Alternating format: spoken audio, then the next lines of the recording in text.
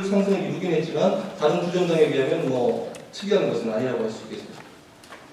두 번째 이제 총선의 평가의 대목은 통합 러시아의 지지율 하락 경향이 지속되었다는 점입니다. 통합 러시아의 지지율 하락은 선거 캠페인 과정에서 계속됐는데 특히나 이것이 주목을 받는 이유는 뭐냐면 이번 총선에서 통합 러시아는 할 수 있는 모든 것을 다했습니다. 가용한 모든 자원을 총동원해서 선거에 임했음에도 불구하고 선거 캠페인 기간 동안에 계속 지지율이 하락됐다는 점이죠. 예를 들자면 푸틴의 조기 노출, 그러니까 차기 대선 후보의 푸틴이 바로 차기 대선 후보로서 빨리 나서게 됐다는 거고, 두 번째는 메드베제프 대통령이 통합 러시아의 연방 비례대표 명부에 1번에 배치됐다는 점입니다.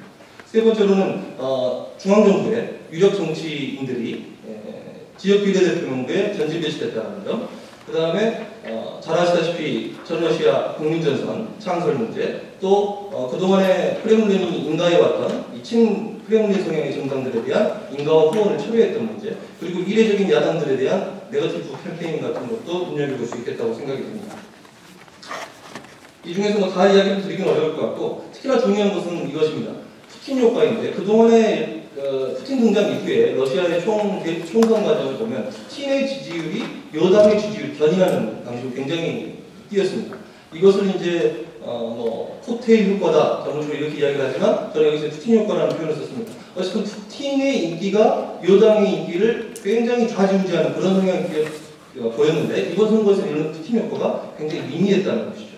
또 메드베제프 대통령이 전국 비례대표, 연방 비례대표 명부 1번에 배치됐는데 그 목표라고 하는 것은 메드베제프 대통령이 자유주의적 시민민주주의로서의 입지를 굉장히 강화했습니다. 그래서 어떤 반크렘린적인, 반정부적인 성향을 가진 비판적인 유권자들을 메드베제프가 어느 정도 인입할 수 있지 않겠느냐라는 판단이었던 것 같은데 이마저도 제가 보기에 상당히 실질적인 영향을 미치지 못했던 것이죠. ONF라든가 아까 말씀드렸던 여러 가지 일들이 있었습니다. 어쨌든 통합 러시아가 할 수 있는 모든 것을 다하고서도 그만큼 돌이킬 수 없을 만큼 지지율이 계속적으로 하락했다는 것은 이후 대선에서 굉장히 많은 시사점을 남겨주고 있습니다. 그 다음에 이제 세 번째가 통합 러시아의 이제 추락 원인을 좀 살펴봤고 구정동 규탄시의 국면을 살펴봤습니다.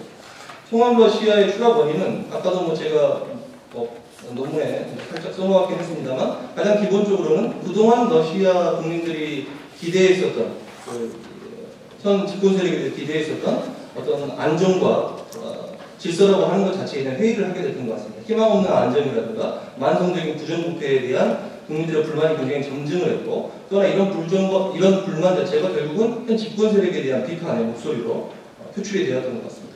또 마지막으로 중요한 것은 이런 불만에 대한 목소리 자체가 결국 정상적인 정치과정, 선거라든가 정상적인 정치과정을 통해서 표출될 수 없다라고 하는 어떤 인식 자체도 결국 이번 총선에서 통합 러시아의 지지율 하락에 상당한 영향력을 미치는 것 같습니다. 예컨대 유명한 블로거죠. 지금 가장 러시아에서 주목받고 있는 반체제 인사이자 야권 인사, 제야 인사라고 할 수 있는 인터넷 블로거 나발리가 이런 표현을 했습니다. 통합 러시아당을 사기꾼과 도둑놈들의 당이라고 표현을 했는데 이거는 사실 이제 통합 러시아의 자기 스스로 부르는 규정하는 당 정칭이 있습니다. 파르치아 리알리제, 그러니까 실천당, 현실을 실천하는 당이라고 하는 표현 자체를 규정을 했는데 이것을 비꼬아가지고 오히려 사기꾼과 도둑놈들의 당이라는 표현을 썼는데 이게 선거 과정에서 굉장히 많은 제가 보기 반향을 일으켰던 것 같습니다. 그리고 선거가 끝난 뒤에 바로 이제 촉발되었던 일련의 부정선거 규탄 시위도 굉장히 많은 시사점과 의의를 남겼습니다.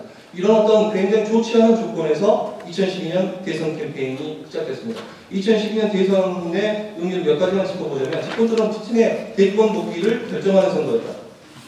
사실 푸틴의 당락 자체는 중요한 문제가 아니었습니다.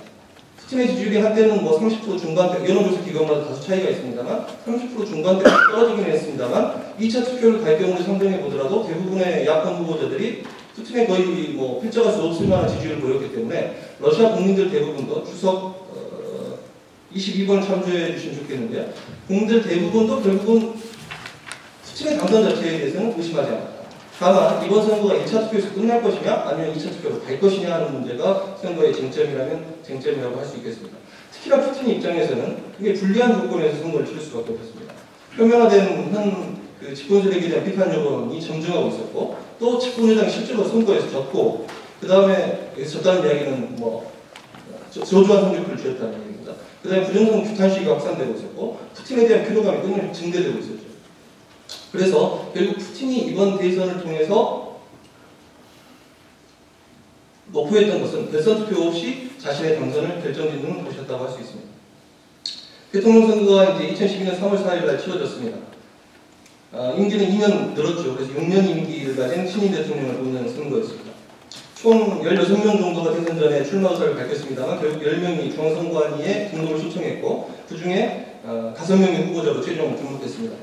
특이할 만한 상황이라면 야블라코당의 야블린스키가 결국은 등록을 신청했습니다만 이른바 추천 임명 후에 타당성이 입증되지 못한 거에 인해 가지고 중간에 탈락을 하게 됐죠. 결과는 푸틴이 63.60% 현재 결과입니다. 앞으로 뭐 조금 다소 차이가 있을 수 있습니다만 어쨌든 63.60%로 1차 투표에서 당선을 결정지었습니다. 푸틴이 1차 투표에서 당선을 결정지었던 이유는 저 같은 경우에는 푸틴의 아주 효과적인 대선 캠페인에 있지 않냐, 대선 캠페인 전략에 있지 않냐 하는 생각이 듭니다. 아까도 제가 말씀을 올렸던 것처럼 바로 직전에 치러졌던 국가두마 선거가 지난 12년간에 걸쳐서 푸틴의 집권 8년 그리고 메드베데프 집권 4년에 걸친 집권 세력에 대한 현 집권 세력에 대한 총체적인 국정 운영에 대한 유권자의 평가라고 하는 회교적 표현이 굉장히 강했던 선거였다고 한다면 이번 대선에서는 바로 이런 유권자의 투표 행태 자체를 전격적으로 전면적으로 바로 아주 효과적인 선거 전략을 통해서 푸틴이 바꿈으로 인해서 대선 승리를 가져온 것이 아니냐 하는 판단이 듭니다. 예를 들자